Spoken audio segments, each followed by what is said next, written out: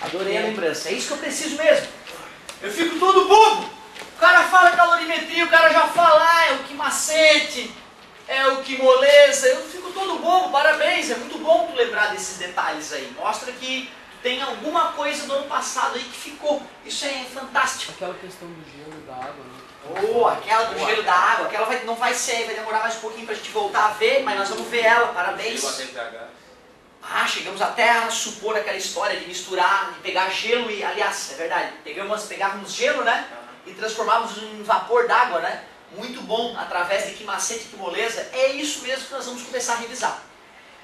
Agora, olha só, antes de nós chegarmos no que macete, é importante a gente fazer algumas revisões importantes que vão dar alicerce para essa matéria, para a gente ficar confortável na hora de pensar nela. Lembrando que essa introdução, ela não é, digamos, o que geralmente é mais cobrado. O que é mais cobrado, de fato, geralmente são cálculos, levando o que macete, que moleza. Mas para que tu consiga se safar do somatório da UFSC, na parte teórica, vamos revisar essa ideia. Tudo começa com a ideia de uma caloria, lembra? Uma caloria é a energia necessária para pegar 1 grama de água e fazer a temperatura aí de 14,5 graus Celsius para 15,5 graus Celsius. Ou seja, aqui no ensino médio, para causar uma variação de temperatura de 1 grau. A gente lembra que é de 14,5 para 15,5? Para que tu deixe aí no teu coração, pensando lá na faculdade no futuro, que a energia para esquentar 1 grama de água de 5 para 6 graus não é a mesma energia para esquentar 1 grama de água de 90 para 91 graus. Mas aqui no ensino médio a gente ignora esta pequena diferença. Por isso que a gente diz que o calor específico da água, Czinho da água, é 1 caloria por grau Celsius. Veja que isso não tem nada demais, só está avisando que para 1 grama sofrer 1 grau de variação exige 1 caloria, certo? Esta é a definição de caloria. Bom, agora que a gente já sabe o que é 1 caloria, vamos ao laboratório. Eu quero estudar este corpo, ó que belo corpo, vamos estudá-lo. Como será que ele se comporta termicamente? Vamos testar. Para testar, vamos usar uma máquina chamada calorímetro. O calorímetro é uma máquina que me permite calcular quanto de calor eu joguei para um objeto. Vamos supor 200 calorias. Para saber como ele reagiu, eu meço a temperatura antes e depois e calculo a variação de temperatura. Vamos supor 10 graus Celsius de variação. Se o calorímetro houvesse jogado 400 calorias, 20, olha como o teu coração responde bem essa noção. E se eu tivesse jogado só 100 calorias, a temperatura teria variado 5. Né, nós percebemos essas relações muito nítidas na natureza ao testar, né? Então essa ideia, essa análise sugeriu aos experimentadores uma noção de que as substâncias apresentam capacidade térmica. Capacidade térmica. Observe que capacidade térmica é característica de um corpo qualquer. Qualquer corpo que eu vá testar nessa vida vai apresentar uma certa capacidade térmica. Como é que eu meço a capacidade térmica? Eu pego a quantidade de calor que eu joguei no corpo e divido pela variação. Simples assim. Vamos calcular a capacidade térmica desse corpo hipotético.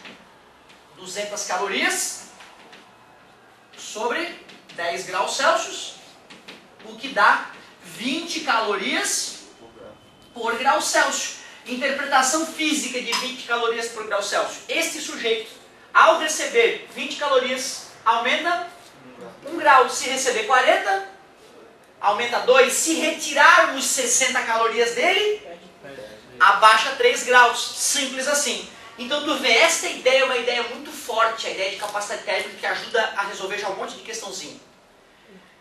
Está dividido, passa multiplicando, pode-se calcular o calor recebido, a quantidade de calor, para ficar bonito, né? Recebido ou perdido, fazendo a capacidade térmica multiplicada pela variação de temperatura.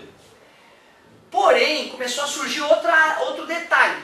A galera percebeu que se nós pegarmos corpos feitos do mesmo material, mas de massas diferentes, vamos supor que esse corpo hipotético era do material X e ele apresentava uma massa de 100 gramas. Certo?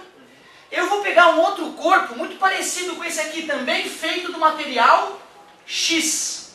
Só que em vez de 100 gramas, eu vou fazer uma análise num corpo de apenas 10 gramas. Poxa, gente, é o mesmo material, ó. Os átomos aqui reagem igual. Só que aqui tem 10 vezes mais átomos do que aqui, concordas comigo? a massa está relacionada ao número de átomos, né? Certo? Então, peraí, se eu jogar as mesmas 200 calorias para esse cara, já que tem menos matéria ali, o que vai acontecer com a variação de temperatura? Vai ser maior? Se o cara que tinha 10 vezes mais massa sofreu 10 graus de variação, esse cara que tem 10 vezes menos massa sofre 10 vezes mais variação. 100, parabéns. 100 graus Celsius de variação. Recebendo as mesmas 200 calorias. Então, se eu fosse calcular a capacidade térmica, eu faria 200 dividido por 100, o que daria uma capacidade térmica de 2 calorias por... Isso é absolutamente aceitável. Esse cara menor, 10 vezes menos massivo, exige 10 vezes menos energia para variar um grau. Não faz todo o sentido do mundo. Os cientistas que experimentavam isso perceberam que o fato de estar acontecendo isso, aliás, este fato só ocorria quando os objetos eram feitos do mesmo material, ou seja, o tipo de material que eu estou estudando interfere no fenômeno. Para descobrir a característica desse material, eles pensaram numa nova grandeza chamada calor. Isso, específico. Cuidado, enquanto capacidade térmica é característica de um objeto, calor específico é característica de uma substância, de um tipo de material. Como é que eu vou descobrir a influência do material X nesses objetos diferentes? Eu vou pegar a capacidade térmica deles e vou dividir pela massa deles. Assim eu estou tirando o efeito da massa do resultado, estou medindo o efeito do material. E já que capacidade era o Czão grande, calor é a palavra pequena, o Czinho pequeno. Vamos calcular o Czinho deste material X. Se eu fosse usar o corpo grande como referência, seria 20 dividido por 100, o que daria um Czinho de 0,2 calorias por grama grau Celsius. Porém, se eu fosse fazer o cálculo a partir do objeto menor, seria 2 dividido por 10, que continua dando 0,2 calorias por grama grau Celsius. Isso no laboratório é muito fácil de verificar. Para quem for para a área das engenharias, da física ou matemática, vai ter laboratório 1, e tu já vai aplicar isso. É bem legal, né? Fica mais confortável para ti. Lembrando que não vai dar tudo exato que nem aqui. Lá no laboratório dá 1.998. Aí esse aqui dá 2,001. Pô, cara, mas aí tu vê que a diferença é na terceira casa após a vírgula. E tu é estudante, tu vê que na hora de medir a temperatura, tu foi no olho ali. Olha, eu acho que é 36,7. O teu colega falou, mas passou um pouquinho, hein? Acho que é 36,8. E aí, entendeu? Tu vê que o teu olho influencia na experiência. E por isso que depois dá pra perceber, poxa, peraí. Aquele pequeno errinho que aconteceu, fomos nós que causamos no laboratório, né? Não quer dizer que a matemática, a previsão matemática esteja falhando. Mas também não custa lembrar, esses dias eu falei da mecânica relacional, né? Falei de que tem outras teorias, outras maneiras de analisar o mundo, e é importante mantermos na nossa cabeça que essas fórmulas matemáticas são modelos para tentar compreender a realidade, são modelos que funcionam muito bem, mas... se nós formos tentar entender a evolução do universo, precisamos de uma física muito além desta, né? Aí é importante a gente, às vezes, reformular partes da física para que a gente consiga explicar fenômenos mais complexos. Mas, a ideia de capacidade térmica junto com a ideia de... essas ideias, elas respondem um monte de questão nessa área de calorimetria. E aí, isola numa, substitui na outra, o amor entre essas duas fórmulas é que gera o famoso... quimacete, que é chamado de calor sensível. Por que o quimacete é chamado de quantidade de calor sensível? Porque ela está relacionada a uma mudança e nós, seres humanos, sentimos essa mudança de temperatura. Então nós podemos sentir esse tipo de calor, porque ele interfere na temperatura. Diferente do calor latente, porque ele não muda a temperatura, e aí nós não conseguimos sentir esse calor, o efeito dele, né? Ele muda o estado físico, né? Mas isso é para depois. Para a aula de hoje eu queria te relembrar a noção de... pronto, que juntos permite criar a fórmula do calor sensível. Isso certo? do meio. Ah, legal, olha só que pergunta interessante. Pois é, olha só. Vamos aceitar o seguinte.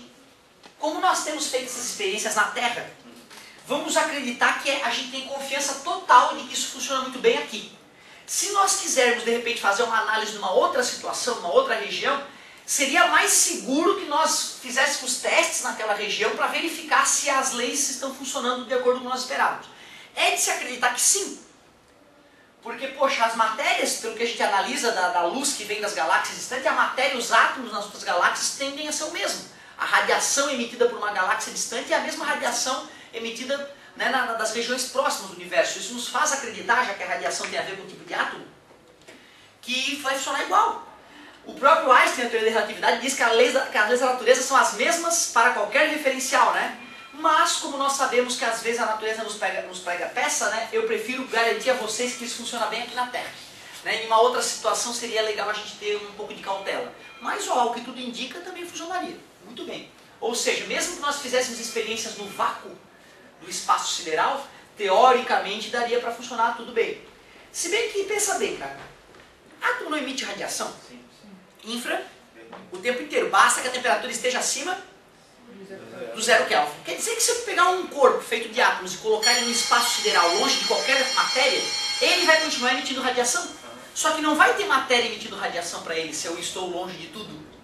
Concorda comigo? Então tu vê, vai ter um desequilíbrio energético ali. A tendência do corpo é ir esfriando, e esfriando, e esfriando, certo? Então nessas situações já é importante a gente até entender melhor o átomo para ver o que está acontecendo. Por isso que não faria muito sentido a gente falar numa troca de calor longe da Terra, longe no meio do espaço sideral, longe de tudo, certo? Então eu diria que é muito segura essa matemática, essas previsões são muito seguras para a nossa física terrena aqui, beleza?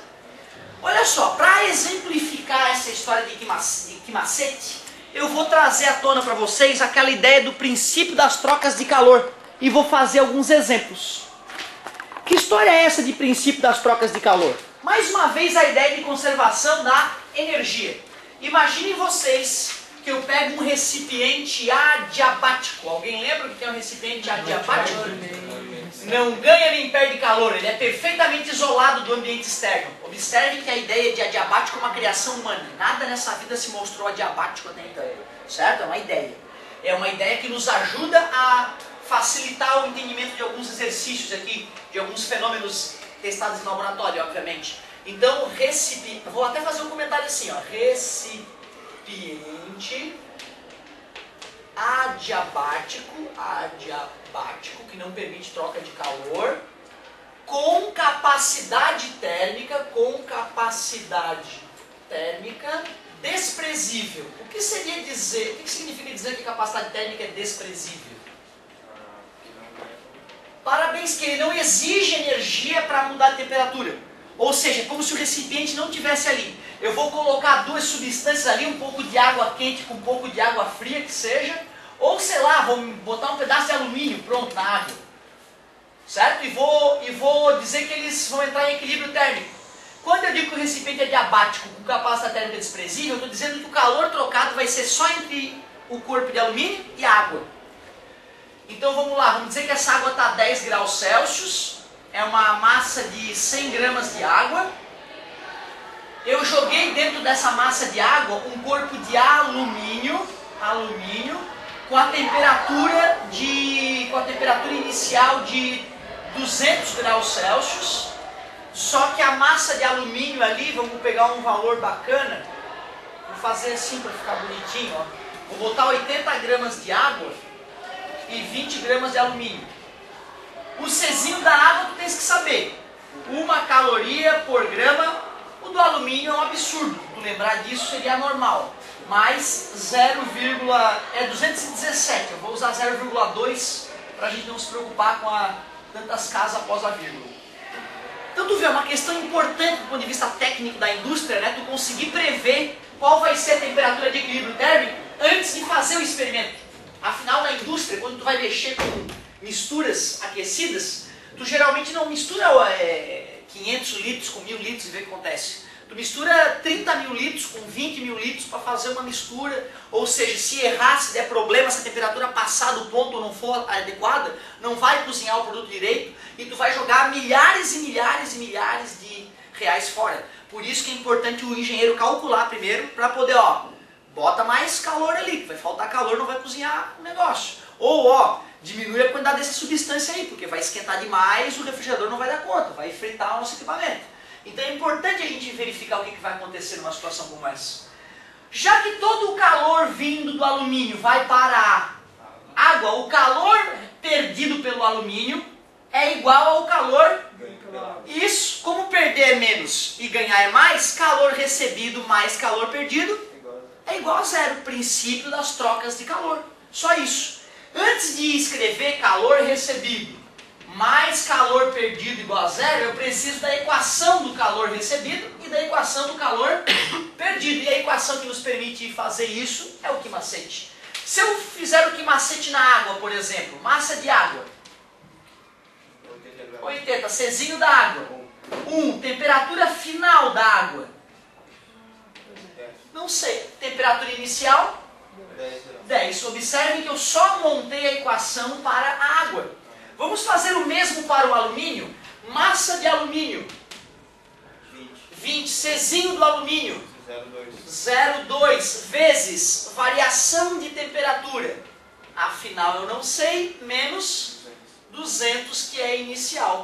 Pronto, agora que eu montei o quimacete para a água e o quimacete para o alumínio, já que a água recebe porque está fria e o alumínio perde porque está quente, é só terminar com o princípio das trocas de calor. Calor recebido mais calor perdido igual a zero. Vou continuar aqui no cantinho, que fazendo esse exemplo eu vou passar os exercícios para vocês, se vocês vão poder usar, se sobrou alguns minutos. Pode ser banho. Pode, querido. 10 minutinhos aí vai sobrar para te fazer uns exercícios aí, meu querido. Então olha só. Calor recebido mais calor perdido igual a zero. Calor perdido é o do alumínio. Ele está perdendo quanto? Deixa eu ver. 20 que multiplica 0,2 TF menos 200. E a água? A água está recebendo quanto? Eu troquei, né? Perdido, recebido, só para ficar bonito. 80 que multiplica TF menos 10, é isso? O vezes 1 ali eu posso suprimir, né? Vai dar 4, concordo? Vai dar 4. 4 vezes TF é 4TF menos 800 mais 80 TF menos 800 igual a zero. 84 TF menos 800 com menos 800 é menos 1600. Está multiplicando, passa dividindo. 84, eu poderia ter pensado melhor, né, para dar uma resposta bonita, mas como eu acabei de criar o problema, deu esse lixo. Só por questões de agilidade, 1600 dividido por 84, uft, deu, meu Deus que estranho, deu 19,05 aproximadamente graus Celsius. Caramba, olha que interessante, a água que estava a 10 graus só subiu 9,05 graus. Em compensação, o alumínio que estava a 200 foi para 19 graus. Que esfriada, né? Quais são os dois motivos que fizeram com que a água variasse muito menos temperatura do que o alumínio? Mais massa e o Czinho. O Czinho da água 5 vezes maior que o alumínio. Então, mesmo que fossem as mesmas massas, o alumínio ia sofrer uma variação de temperatura 5 vezes maior. Certo?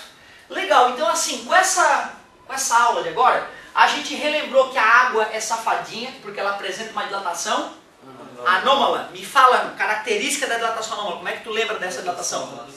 Densidade máxima 4 graus. Fechou. Volume mínimo a 4 graus positivos.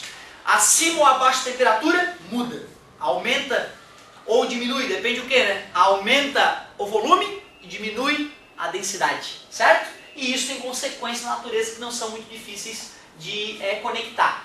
Vimos a ideia de capacidade térmica de calor específico, revisamos essa ideia, característica de corpo e característica de substância, juntas permitiram calor sensível, quimacete. E trocas de calor, sempre que corpos vão trocar de calor, um ganha e o outro perde, mesmo que sejam 10 mil corpos. A soma do calor perdido e recebido pelos 10 mil tem que dar 0. Professor, se o recipiente não for adiabático, não tem problema.